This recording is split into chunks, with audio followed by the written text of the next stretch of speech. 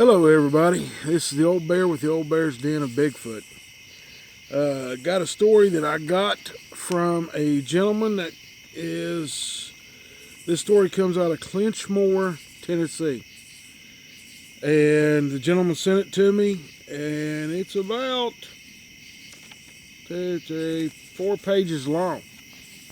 So it's a pretty good one. So let's get started on it while we got the fire going, while it's cooking our taters and onions. He starts out by saying he saw Bigfoot in Clinchmore, Tennessee. The events in this story are all true and happened just as I have given them here below. It was in the mid-60s. I was a very young boy at the time. We were living in a coal mining area called Clinchmore, located in the southwestern corner of Campbell County in Tennessee. Today, it is now called Stony Fork, and there was a school with the same name at the time I lived there. The school has since been torn down. I lived there with my family. The mining camp had one main gravel road that ran all the way from one end of the camp to the other. We lived near the end of the gravel road. The road went about 2 more miles or more on up the hollow till it ended at the foot of the mountains. There is a creek that runs along the same course, starting at the very head near the foot of the mountains. We lived in the valley between these large wooded mountains. Our house was along the side of a gravel road on the right side going in. The creek was not far from our house, also on the right side. It was near this that the encounter happened to me. Let me explain that I am much older now and understand the circumstances much better. I was naive and come to believe this had much to do with a logging operation that was going on at the time. A very large logging group had been cutting down timber from the mountainsides up the road from us about a mile or so. They may have stirred up the creatures from the woodlands around us. The big logging trucks would pass our house about every 5 or 10 minutes, coming in or going out with loads of large logs. So this might have contributed to these things coming down from the mountainsides into the camp. The road dust was always in the air until the end of the day, when they finally would stop for the day. Not that it matters to what happened, it was just part of what went on. I feel it is important for you to understand what the place looked like at this time in its history. My dad started building a small house out back between our house and the creek. He had planned to use it as a radio room for CB radios. He had made the foundation and floor all of new cut wood. I and my 2 sisters liked to play on the new floor at the end toward the creek. Let me point that this was in a blind spot to the road in front of the house. One day around 4 p.m., we 3 were out back playing as normal on the wood foundation when the sound of the ice cream truck came up the gravel road, ringing its bells. I still remember the time because the ice cream truck always came at about the same time every day except on weekends. My 2 sisters took off to go meet the truck. I was slow and could not get my shoes on in time to go with them. I started to cry, thinking the truck would leave before I could get some ice cream. I was angry when I suddenly heard something moving behind me. I suddenly turned, jerking my head to see what had made the sound. There, standing just at the highest end of the foundation, was a strange beast. The foundation at that end was about 6 feet off the ground, and I still had to look up to see the face of this animal, creature, or whatever you might call it. I was instantly frozen with fear. I could not even let out a cry for help. I could not move. I was sitting on the deck at the time, turned halfway around. I don't recall ever being that afraid before or since this has happened to me. I could see its head and shoulders and most of its chest. I never saw its feet. As I whipped my head around in its direction, it made a strange motion with its mouth. It pulled its lips up and showed its teeth. They were very large and blocky like a human's, but bigger. The expression seemed to be one of being in pain and having been seen. I don't think they like being looked at by people. Then it started to relax a little and let its lips down again. I think I startled it as much as it had startled me. We just looked at each other. In that moment, it seemed almost like time stood still. I never made a move or a sound while we looked at each other, and neither did it. This all happened in just a short time, but it seemed a lot longer to me. You're probably wondering what it looked like. Well, to me, it was very ugly, like a troll or something. That's normal description of a Bigfoot. It was covered with a long reddish brown hair, about 4 to 5 inches long. Its head was wide and thick and sloped back to a point. The hair at the back of its head appeared to cross kind of like stalks of corn stacked in a field in the fall, with tops bending over, if that makes any sense. So basically what he's saying, people, is that the hair looked like it came down off the head and then met down on the shoulders, about halfway out on the shoulders.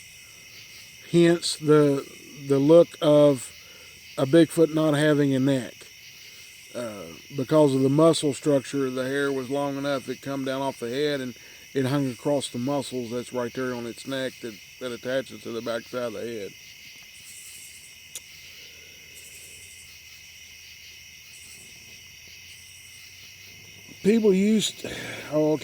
Some people will know what I mean who have seen the stacks. People used to do that a lot back then. Its skin was very dark brown with many wrinkles. There was no hair on its face, but it did cover where the ears might be. This animal had a wide, flattened nose. It also had a thick brow ridge with very deep set eyes. The hair was very thin on top of its chest area. I could not tell if it was a male or female at the time, and that was not my concern. I did not see any ears at all. Hair covered the sides of its head over its ears. Finally, it placed one large hand on the deck. I could see how big its hand was, and at that point I found my voice and started screaming and crying in panic as loud as I could. The Bigfoot was startled. It looked to the left and then to the right. At that point, it turned around and walked quickly away down the hill and to its right and disappeared behind some thick green brush and was gone. I was unharmed, but traumatized with fear. It just left me sitting there shaking all over and screaming to high heaven. My mom came running out to see what had happened to me. I was crying so hard I could barely speak. I remember trying to tell her and my dad that I had just seen something that looked like a monster, but they completely dismissed it all. And I had no other witnesses to back up my story. So afterward, I just suppressed it for many years.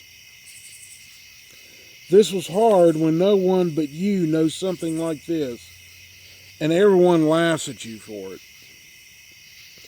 Even now, I do not know if the creature intended to harm me or not, but I had the strong feeling that I was in great danger and couldn't do anything to help myself.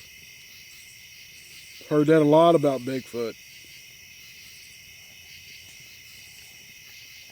Other people around there did see something like this in the same area, but most people never said too much about it.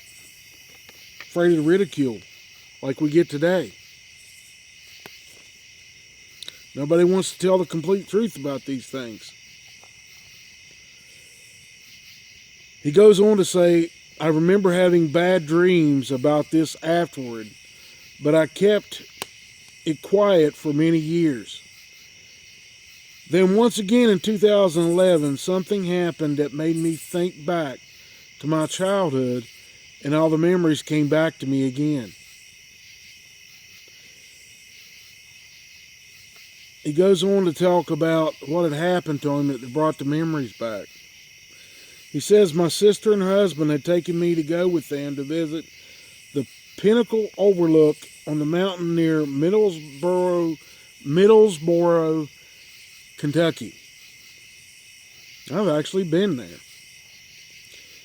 It was in the early morning hours when we reached the top of the mountain from Tennessee.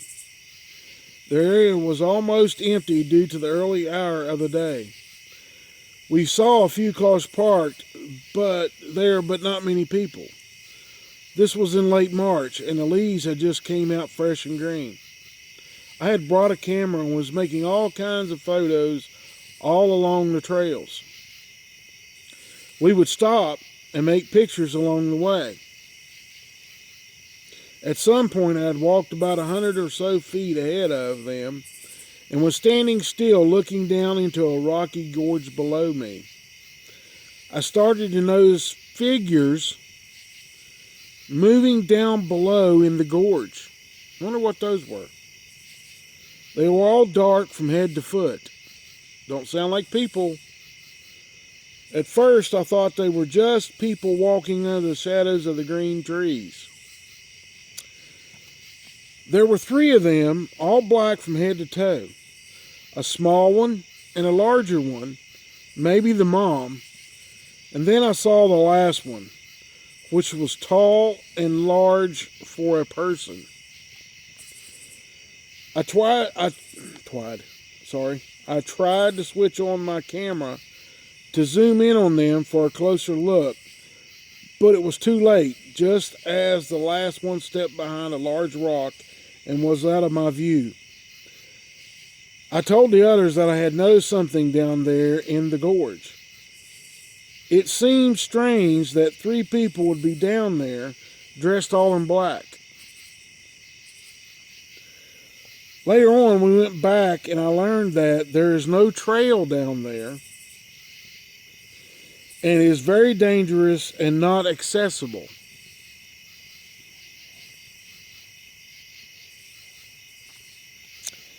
Then it came clear to me what I had seen in the gorge that day. Sometime later, as I retold this to my younger brother, I mentioned to him about the first time I had seen something at Clinchmore many years ago. It was then that he asked me if I could remember the creature well enough to draw a picture of it. So I made a drawing of it for him to see it by the best of my memory. I have the ability to look at something and be able to draw it as it is. So that is how the picture came to be. Something like that will stay in your memory for a long time, and it sure did for me. This happened a long time before the Patterson film came out, and we did not even own a TV at the time.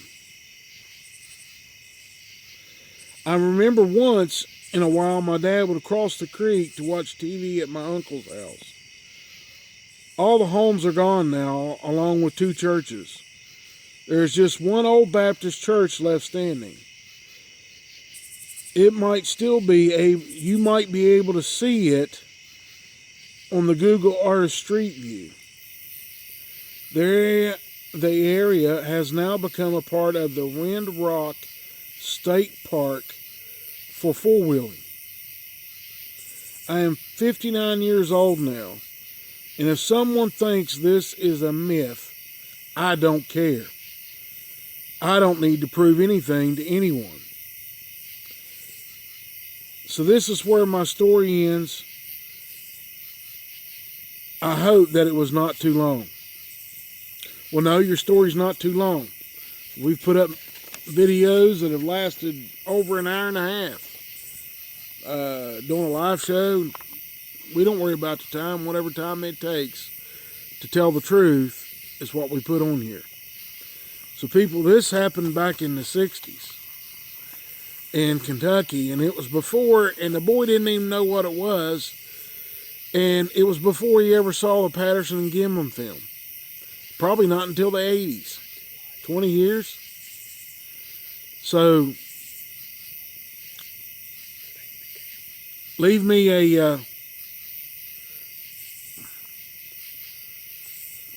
your comments in the comment section. Give it a thumbs up, and if you like it, tell me. If you don't, tell me. But I hope you enjoy it, and may each and every one of you have a blessed evening.